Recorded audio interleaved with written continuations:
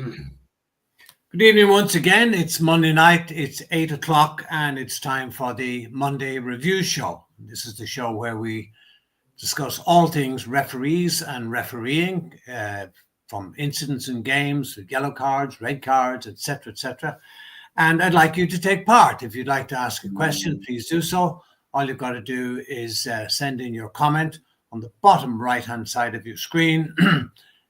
So maybe something you need clarification on. We'd be glad to help you on that. Now, I'm delighted to be joined once again by former Premier League referee, former FIFA referee, and former head of the PGMOL, Keith Hackett. Thanks again, Keith, for joining me. Pleasure. Something we haven't discussed, we've been talking about male referees all the time, but I noticed that female referees now are starting to come into it. There's one lady in France, what's her name now? Her name escapes me now. Frappart. Yes, that's Frappart, yeah. She seems to be doing quite well. Yes. Not so much in England, other than the lady who runs the line, whose name escapes me as well. Yeah. Sean Massey-Ellis. That's her, Sean Massey. And quite good, actually. And quite good. She is an outstanding assistant referee. Yeah. No question. Absolutely top. Do you ever see a time when maybe they might break into the Premier League as SG1s? Well, the way it's going, I think the answer is yes. I think there's almost an energy within the sport, within media, to balance out panels, commentaries, people, and if you like, specialists, the pundits that sit alongside the broadcasters. I think there's been a massive sort of change in that area in the last couple of years. And you know, when you look at I've been watching the World Cup athletics, indoor athletics, and you look at the panel and they're very good, don't get me wrong, they're really good, but it's three ladies, and then Colin Jackson occasionally pops in and does a bit of analysis. So I think that the answer is yes, it will happen. We did have one lady from the Northeast get onto the Football League, and has now sadly resigned or retired from that post to take up a role in the education of referees down the line. It's not just window dressing, do you think, Keith, is it? I think that's always the risk. I think they would. I think, in fairness, obviously getting to the high level in terms of football, grassroots level, and obviously the women's game, which has exploded in terms of the numbers playing the game. I think because of the restricted numbers, or limited numbers, should I say, then the opportunity to get to the top is quicker because there's less competition. Yeah. And there is this thirst of football generally to be seen to be even-handed. You know, I've listened over the weekend to the very negative arguments when this weekend or earlier this week, Real Madrid played Arsenal. And they didn't play in the Bernabeu. They played in a second team pitch. Correct, saw that, yeah. Which the playing conditions were poor. And there's a complete outburst on that. But, you know, when you look, to play in the Bernabeu requires substantial numbers of stewarding and basic costs, police and everything else. And alongside that, despite the growing size of spectators, numbers, you know, I mean, we did see a big crowd in Wembley last year. You know, who knows? But ultimately, at the end of the day, Spain has had some awful weather. And, it's almost like, here's an excuse why Arsenal lost. What I'm getting is that there were two teams that played on the same pitch, and one was Real and one was Arsenal, and the conditions were the same for both sets of teams. Indeed. The pressure here comes on the referee, because, there's a cost penalty for putting a game off in Europe. It's not just a straightforward, yes, we're going to play, no, we're not. If that game doesn't go ahead, there's substantial travel costs and hotel fees that play a part. And this is the difference between refereeing at grassroots level to senior games, that it becomes an event, not just the referee management of a game. But look, I witnessed an incident this weekend. It was Manchester City were playing the women, and they lost 2-1. And what happened was that there was a free kick outside the penalty area. The referee blew immediately for a Manchester City free kick, but the ball ran to a Man City player and it went in it was a straight shot on goal, and they put it in the back of the net. Now that can happen to any of us. Sure, and has, yeah. But what do you have?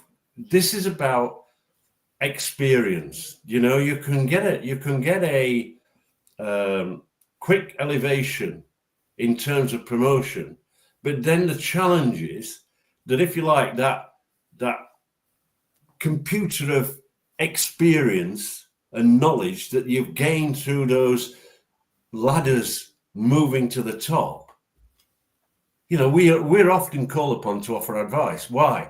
Because we've gone through that process, and on every level, we've refereed hundreds of matches to gain if you like, an extraordinary level of experience. And I think sometimes elevating a woman referee as a male referee too quickly exposes them to what is a basic refereeing error. Here, just delay and have the vision and say what is going to happen next, and just delay it fractionally, and that ball would have been in the back of the net and the score would have been 2-2. But that quick free kick ruled out the goal. And I didn't see that incident. So what happened? She blew for a free kick, was it, instead of allowing the advantage? Yes. Yeah. And the ball went in the back of the net. And so what would have been an important goal was ruled out. It was a foul. I'm not criticizing the judgment. The judgment is, the higher you go up the ladder, the greater the vision that you have to have. And that knowledge gives you almost an automatic, just hold off a bit, let's see the outcome, then blow for the free kick. You've got, this is about experience, gives you thinking time. Yeah. See, recognize, think, can be stretched. Unfortunately, didn't happen. Referee gets criticised pretty heavily because a goal has been ruled out, which is important. It's happened to us all, Keith. Yes. On the general issue of female referees, because I have seen in some games where men were brought in to referee female games, and I totally and absolutely disagree with that. If the women are good enough to referee games throughout the season, and then some big game comes up and they bring in a man, I don't know why they do that. No, and I think this is a little bit like the League Cup final, isn't it? The Milk Cup, whatever you call it, the Carabao Cup. Yeah. They might use a woman earlier in the rounds and then don't continue to do that. Yeah. Or they use championship referees for most of the competition, and then a Premier League referees the final. And I find that very disappointing. Also, it must be a huge disappointment to the referees who go through the earlier rounds, and then they bring in a Premier League referee, let's say, to do the playoff final of the championship or the or the League One or League Two final playoff.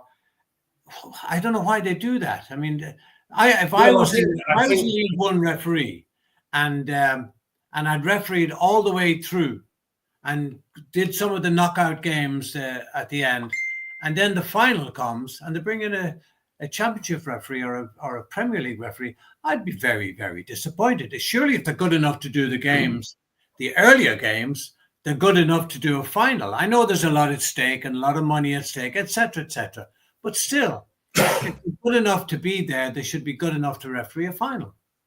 Yeah, I think part of this is the Football League itself wanting their prestigious tournament to be refereed by what they consider to be the top referees. Then, well, first of all, Keith, sorry for interrupting you, but first of all, what gives them the right to decide whether a referee is good enough or bad enough? Surely the referee's body, the people, the coaches, the mentors who train these referees, surely they're the ones who should decide, and not the authorities.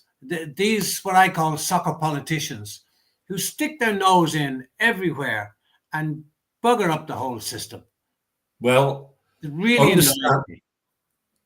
understand the PGMOL. The PGMOL is a business. I've said this before. It employs the referees, and the board of directors, the owners of that business, is the Football League, the Premier League, and the FA. Right. Can I just stop you there, Keith, please? Can I just stop you there? So the members of that board, are there any referees on that board? No. So what in heaven's name? There was one. I mean, I was general manager in that company. Mike Riley became the managing director of that company. So there was at one stage under his umbrella, he was the MD, but I was the general manager reporting to that board. But if I said Fred Smith is the outstanding referee in form, they would never question it. If with the appointments that I made, rarely, if I can't remember a time when they said no, you can't have that referee. And when I decided for one way or t'other, without getting into too much detail, either dropping a referee, firing a referee, or whatever, suspending a referee, I always received the support of the board because I put through a logical reason why I was taking that action with the appropriate level of facts. But I think that when we look at the elevation of the women's game, which is rapid here in England, I think that we're now seeing high levels of spectators. We're seeing, this weekend's been dominated, hasn't it? Television with the women's game. Yeah. And this again is, this is a massive learning curve for those referees, because, if they are, they've gone through the same hurdles, but it's a quicker route to the top for them. But what they've got to do is their performances are exposed and they are up for criticism. So it's quite a onerous task for someone who's had, probably 3-4 years of experience getting to the top level, whereas most Premier League referees have had 10 years to 12 years at grassroots level before they're even considered for the Football League. Yeah, I must say, if I was a referee and refereeing all these matches throughout the early and then middle and later stages of a tournament or competition, and then they were to bring in a referee from the next division up to referee the final, I would be very disappointed. I really would, because we all, I mean, that's the only glory, if you like, in refereeing is getting to a cup final or getting an international appointment. Yeah. And you're doing your best, you're working your socks off, hoping to get a final, because we, as you know, and I'm saying it to the people out there watching, we get as excited about being appointed to the final as players are to getting to that final. Yeah, sure. We're not just a robot there to do a job. We get excited as well, and and we feel a great honor in being appointed to a cup final. So to be doing all the earlier rounds and then not getting the final at the latter stages, I would be very, very disappointed and very downhearted by it.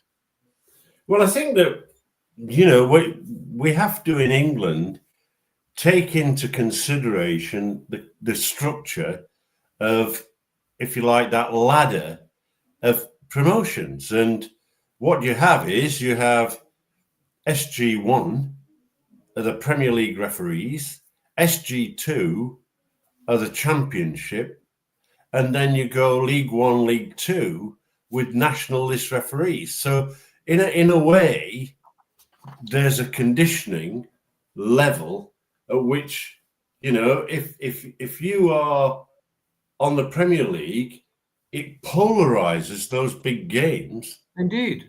Within the 20 referees that you've got there, it polarizes to the top 5. Yeah. You know, and that's why I think Michael Oliver had that period of looking out of form, not performing well in the English Premier League. And I was saying he needs a couple of weeks off. He needed that. He needed a rest. You know, you've got Chris Kavanagh, who's middle table of this SG1 referees, and I think he's out in Europe this weekend. So he's on one of the international games, I think Israel. So you see how there's other opportunities for our select group, international referees. But again, you know, it's natural, isn't it? Yeah. You get the finals because you're the guy in form and the one they trust. That generally is how it works. I mean, I'm talking from a position of having done every major honour game in England, all of them, and so it was still a battle. You didn't know you were going to get that final. Yeah. Yeah. You know, it was still very competitive. Yeah. And I wondered when I was appointed, you know, in 81 to the cup final. Here was George Courtney, who I regarded as our best referee at the time, in fact, in form. Yeah. And he got it the year after. I wonder what he felt. So I'm with you. I think that if a championship referee is good enough, he should be given that opportunity. I mean, in the league that he's in the championship. Yeah. Well, no, I think more than that, because I said the other day, I watched the Wednesday Sheffield United game, and I thought the referee was outstanding. I've seen him before, and his name escapes me at the minute, which I'm really sad about. But he's performed well. He managed the game very effectively. That didn't mean to say he dropped his standards. He managed the game effectively by proactively refereeing, and my view is, I came away thinking, well, if I was the boss of the PGMOL, I would have gone into his dressing room door and said, well done. You're out in the Premier League next week, son. Prepare. Come and join us on a Tuesday, Wednesday with the other referees and join in the group. And I would have done that without hesitation. But the other side of it is, you know, you've got Lewis Smith and the other Smith, and they've had a couple of games. And I don't think that's conducive. I think what you have to say to a referee, look, you've got a chance of being a Premier League referee. I am going to give you, out of the 380 games, I'm going to give you 5. I'm going to let you know that first game you can be stargazing, the pace can catch you out, the quality of passing, all those things. Can't be judged on one game, yeah. Yeah. So give them a run of 5 over a month and join them in with all the debate and discussion and take them on to the highest level. Yeah, yeah. Because I've seen that youngster, Lewis, what's his surname? Smith. Yeah, I thought he did very well, and I think he's the youngest one who has refereed a Premier League match. So he did very, very well and didn't seem to show any nerves. So that's a good demeanor. You like you say, in your first game, you'd be inclined to be a bit nervous and a bit, make the odd mistake here and there, but he didn't. He was very, very good. I think these opportunities, given the rotation and cyclical nature of refereeing, you need to keep everybody sharp. And I generally think at the moment, having 20 referees on the SG1 group is not big enough. I think it needs to move to 24, 28, so that with the amount of appointment, I think the pool needs to be expanded back to where it was originally, by the very nature that we've introduced VAR. And if you're going to use those select Group 1 referees on VAR, you need more of them. Yeah, of course, yeah. The semi-automated automated offside. Well, why are we laughing? Keith and I laughing. Well, it appears like the Premier League have shot themselves in the foot. Or both feet, perhaps. Yeah, I think they've made a pig's ear of it. Look, I don't think they were in a great position. There appeared to be a resistance for its introduction. There is absolutely no doubt in my mind that the semi-automated offside system is as important to the game as goal line technology. Goal line technology, of which I played a part, has operated now for many, many years. And in that time, I think there's only been 2 doubtful decisions. And one of them was based on the fact that the system wasn't switched on. So it's not going to work anyway. Oh, that was the lines across. I remember that incident. Yeah. Aston Villa. When we look at the offside situation with a semi-automated system, the FA announced it's coming in. And of course, it's not the system that is used in Europe or at the World Cup.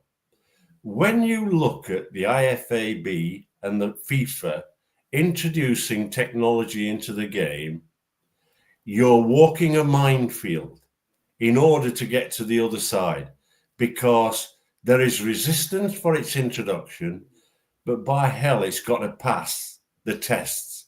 And of course, what they do is they run it in junior competitions. When they're satisfied it works, they bring it into their UEFA competition and FIFA competition, and it works well. Now, let me say this, and I will repeat it. It only gives you an accurate picture, very accurate picture, of the position of a player in an offside position, toenail, whatever, and it gives it at speed. Why does it achieve that? It achieves that because it's got 19 dots on every player, trigger points, if you like. They're not wearing anything. They've got AI, artificial intelligence, bouncing backwards and forwards at a fantastic rate of knots. So even a nudge forward, that impacts on the system of every player on that field of play. So its level of accuracy, using its own cameras, using software and AI, is far superior, because the speed of the cameras are operating around 500 frames per second, as against broadcast speeds that we have currently without it at 25 frames per second. Wow.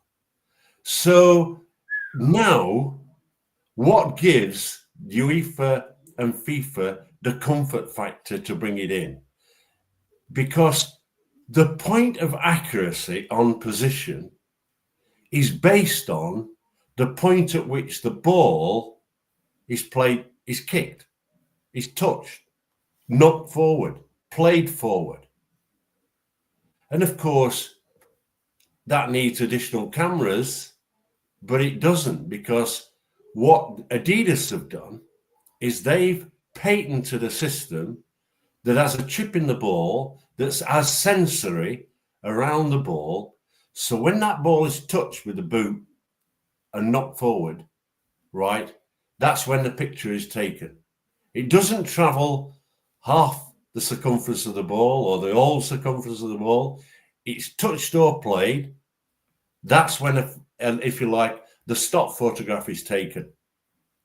What we've got is the Adidas patented ball that seems to be the area that was troubling, or perhaps someone made the decision, we can't use that UEFA system off the shelf, we can develop something better. And they've employed a separate company to develop it. And one of the difficulties is, look, there is no chip in the ball with goal line technology.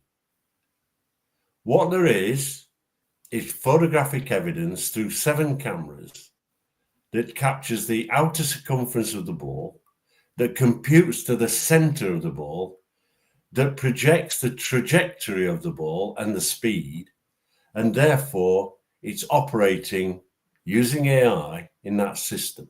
But it seems to have got a breakdown in the system that has been shelved for the moment, in that system between touching the ball, playing forward, and making the decision. So at the moment, they've put it on the shelf.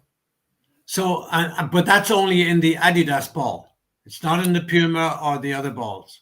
No, I mean the Premier League move from the Nike ball at the moment to the Puma ball next season. So neither of those balls have got the chip because it's a patented system.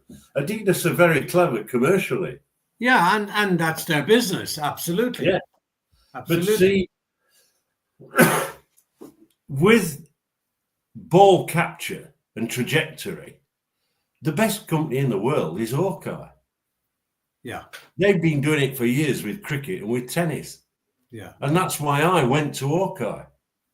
You know, when I wanted goal line technology, and the board of the owners of the Premier League clubs said, yes, let's go ahead and get it. I then was charged, and I'm looking through the book and immediately go, well, it's got to be Hawkeye. And I rang them up, and initially Dr. Paul Hawkins was saying, I'm not interested. And so in that point, the Premier League invested in the development of the goal line technology system, not just in cash terms, but also in, you know, we had the general secretary and a director of the Premier League, Mike Foster, closely involved in its development process. Oh, goodness. All right. Well, so there won't be any automated or semi-automated offside next year in the Premier League. Well, unless somebody comes up with the idea that they might buy the UEFA system, or the current developers can offer a product that actually works, because it's not just, you know, when you're using technology, it's about the human being and how you use it. Yeah. And that's the other part of the equation. 8 minutes to get an offside decision. Yeah, 8 minutes. Yeah. It's just incredible. Oh, anyway, Keith, thank you very much once again for joining me. We'll do it all again next Monday. And thank you out there for watching until 8 o'clock next Monday Good night and God bless you all. Thanks, Keith. Cheers.